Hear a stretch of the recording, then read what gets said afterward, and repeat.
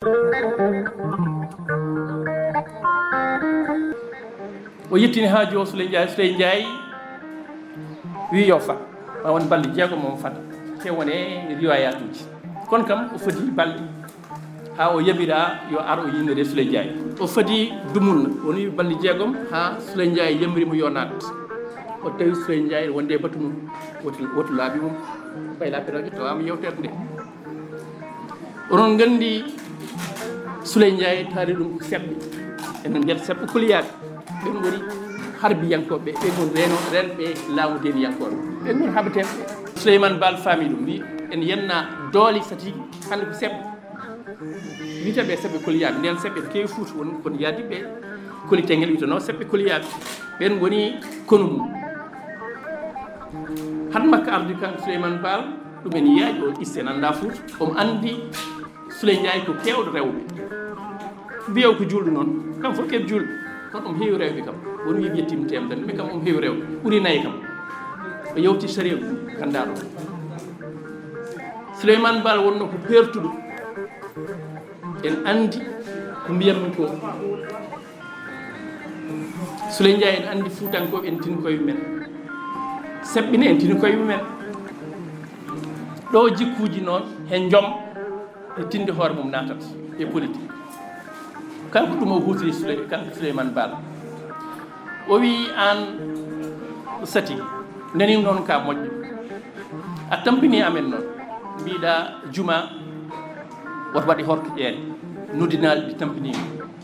mbiɗa duuɗi ɗe yo usti horko ƴeere saabu en kewi gulali an wi noon julɓe gani tinno aljuma ko ñalawma goto e nder yontere awa ɗum hokkude julɗo jultu jiide koye men jokkodira enɗam hay ɗum a wawa en mbi Souley Ndiaye futtinimo guiti nden noon taw ko sagata taw Souley Ndiaye hiccima wima an o hoɗo ummiɗa ha aɗa wiyami yomi accu denti aljuma en kaɗa miɗanade a suwa hay jibinede weltake ko haali ko woodi ko bayla perejo ñohnimo kanko Souley Ndiaye esika o wi eyi o duñi bayla ser o wi Souleymane Baal mon rokkiri mon yon juljuma e gueɗel gotel min jogui ɗo jeeyaɗo wiyete ko aljuma te ko moƴƴeyam saabu indi makko e wiyedemo aljuma te ko moƴƴeyam omo rokkumon mbatton julde juma Souleymane Baal wi ahan fuɗɗima dañde lawol ndeke oɗo en gonɗin diine seeɗa te woni ko renata eyde cehilagal makka e jeeyade makko en wiye aljuma jikku waɗimo rokkude Souleymane Baal yo juma woto juulede o fuɗɗima jabde Souleymane Baal wi mo ɓeyde hen sati ka moƴƴo noon wiyama ka moƴƴo wona min tan wi noon bayla péréjo o es wi kam noon kono noon mu nani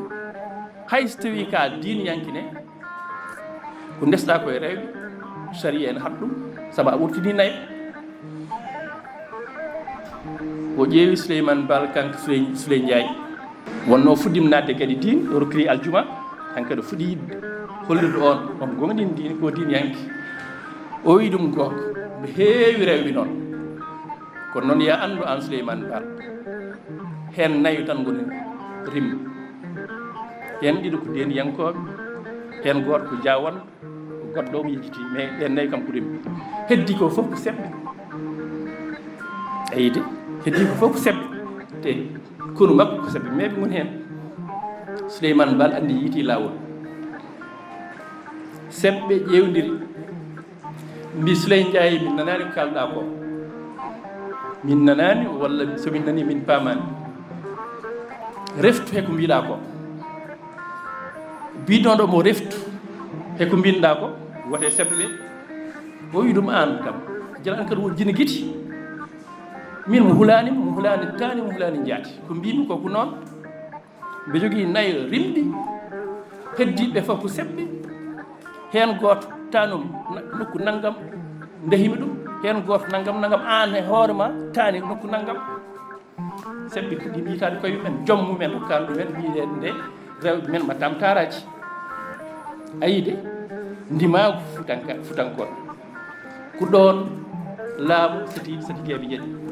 ɗon e pecci koliyaɓe heewɓe jelte Sule Ndiaye jelte satigeeɓe ɓe jeehi janjooɗi ɓe jelti ñetti han kadi ɓurti sati laamu hoyti wala kono ko ni Souleymane Baal ɗo rewi ha satigeeɓe jeɗi ɗum waɗi jikku he joom yendini nguɗo laamu duuɓi temet tati so wonani ndeɗo feere so wonani joom seɓɓe wonani ɗolɗo laawol satigeeɓe janta sabu ala fof ɗum ndewta so ɗum yewti ko wiyete ko jikkuji moƴƴi e andude fodde e darde ma sen mbi politique en wawi yaadude jikkuji moƴƴi oɗo yonto holliri ɗum holliri wonde aɗa wawi wadde politique aɗa wondi e ndimagu ma aɗa wawi wadde politique aɗa huuri hoore ma e wone ayibaji ɗum waɗi men wiide yewtide ɗum ɗon en moƴƴi hannde caggal noon ndu mawɗo leydi o wi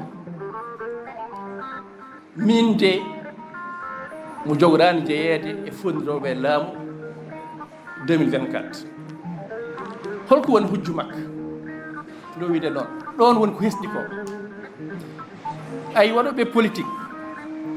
heewɓe en naata e hunde wonta caɗele dutto caggal kono holko woni hujju mumen ko ruttinde men koye caggal ɗum woni ko poɗɗi ɗum ko heɗade Ablaye Wade le 23 juin ndu Sénégal fof yalti mbi loi moƴƴiɗo wadde yawtata o yaltini loi o hayti kono holko wonno hujju makko gooto e séram makko noddimo ñaaguima o rokki ɗum woni hujju makko noon o yaltiri wona yimɓe gon koye mbedde ala gooto e seeɗa khalifaɓe ɓe noddimo ñaaguima yo accu on loi ɗum waɗi accude en heewi politique sa yiiɗi yaltude hunde ko noon mbiyata ko famille am walla ko seeramɓe am walla goɗɗum mais a jaɓta a haalta goɗɗum mais ngol laawol oɗo holko haali holko waɗi o wi o jeytake e fondiroɓe e laamu en 2024 ɗum waɗi wiide wonno ko wiide ceerno Mouhamadou Lamine jewtene ɗum ɗo ɗum won ko hesɗi ko ha hannde nen yewte wona Sénégal e aduna fof holko wi o wi mo wonta mo jeytaki hen yimɓen keeɗi o wawno wiide saabu seeramɓe ñaaguima kam momo rokku ɗumen ɗum saabu ndo winde no wi ko loi en rokki kam somo welama loi en rokki kam yomo jeeyi hen ɗon jogui doole kono noon somo waɗani holko haɗimi wadde o wawno wiide ko famille am enɗamam ñaagui kam yomo was jeeyede hen ko seeramɓe am ñaagui kam yomo was jeeyede hen ko sehilaɓe am chef de sawuji goɗɗuɓe yomo was jeeyede ɗum fof ene haale ɗum woni ko wowa ko mais o wi ko ndimagu am tan haɗi kam wiide hen jeeyade holko woni ndimagu am min tottirno konngol am mbimo jeytake ɗum ɗo saabu yiddemi rende konngol am ndima ko konngol mum wona noon mbiɗen saabu yiddemi rende ndimagu am e konngol am mbimo jeytake hen ɗum tan woni sababu ɗum woni ko hesdi ko he politique Afrique fof haalde politique aɗa haala ndimagu aɗa haala jikkuji goɗɗum haalte ko nannatma ko hen e ko yiltanma ko hen wona jikkuji ma wona ko nonɗa koye jignama ala ko goɗɗum kay ko force uji goɗɗi wona oɗo force premiére fois yimi dañi lamɗo joro wi mo yalte ɗum ɗo saabu needi am yaltini kam ɗo ko ɗum ɗo donmi e jinnaɓe am dimo renata konngol mum ndo winde noon min windi caggal mum mbimi bettani kam e ko haali ko mo woddani makko kono ɗum ɗo kam mo wondi goddide makko à 100% yooɗi kam wonno ko Fouta jeeyami te kankane Fouta o innitoto te mbeyanna o wiyata ko ceɗɗo bindimi ko kalimi koye joni mbimi ɓayri ko ɓeeɗo o jeeya ɗum bettani kam e makko ɓayri ke seɓɓe o jeeya o wi te wi ke lamtoro en o jeeya ko waɗi ko bettani kam holko waɗi bettani kam noon o fuɗɗiri neɗɗo ko ndimagu muɗum o fuɗɗiri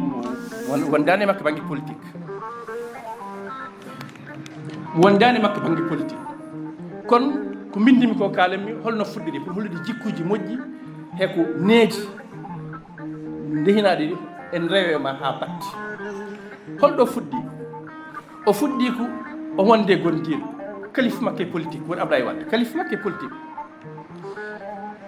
on waɗiɓe poste uji kewɗi ha waɗimi poste assemblée on no fellitinde tellindemo assemblée heno welanimo kanko o wi on ko yiɗi ko hoynudemo holno waɗi ko heewani ko hay ɗum ɗo heewani ay mi wi o wi mo wonta mo jeytaki hen saabu nimago am walla needi am mais ƴeewe ɗo ne kadi ɗo fuɗɗi nde on wi nde a natti wonde président assemblée woɗɗo yimɓe ɗum o yaltina o natti wonde président assemblée o wawno joɗade o heddo député no ayno waɗi enen fof enen cuftor o yalti o wi kala ko keɓnomi e oɗo parti kala ko keɓirnomi oɗo parti keɓte comme maire wonno gonnomi ƴette natti wonde maire waɗi démissionné comme député gonnomi ƴette mo natti yidde waɗi démissionné mi joguino galle fonction président assemblée on wawa wonde hen 6 mois mi yalti hande ƴette fof o ɓoori o nana ɗum mañ goɗɗo de nanɗon ɗo ko biyaɗo a yalti e parti an il faut jalta e assemblée wi ala mo yaltata wonti kareli on nani ɗum winde mo natti yidde wonde député mo waɗi démissionné hewani wadde de ko kareli kay a yaltinen par la force kay ɗum jiiɗen mais wiide min mo yalti kala ko ɓorninomi saabi oɗo parti mo yalti ɗum ko dimago ko jikku e politique tindi hoore mum mbiya hay so ɗum ɗo en heewi doole ne ko ɗum doole wonde député ko doole wonde maire Fatick ko doole jogaade